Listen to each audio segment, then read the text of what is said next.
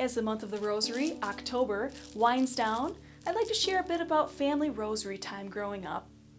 I'm from Australia, so my upbringing involves saying many a rosary. Now, as a kid, every Lent my parents decided as a family that we would pray the Stations of the Cross and the Rosary together every Sunday. When I was young, I didn't necessarily like getting my playtime interrupted. And of course, when I was older, like a teenager, I did not want to be hanging out in the living room with the parents praying for like 20 to 30 minutes. No offense to mom and dad, it's just how teenagers are. But we did it anyway, and I never regretted doing it. This is a little picture of my sister and I praying the rosary in our May crowning station at home.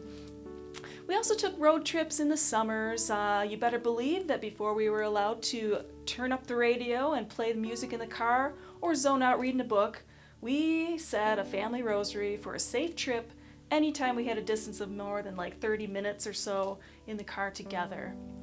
So did I want to jam to my 80s music? Of course, but I survived this time that it took to say the rosary together, and we always had a safe journey.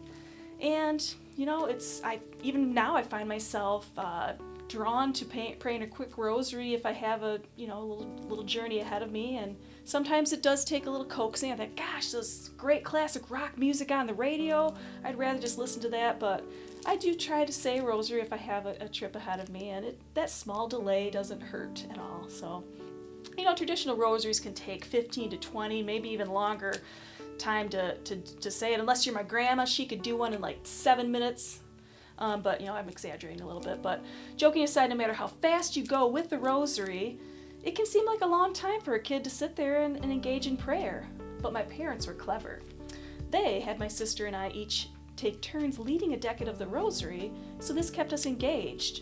It might be a little bit of a competition, like, hey, who's going to miss a Hail Mary and just do 9? Or, you did an extra one there and you did 11. So, we had a little competition going on.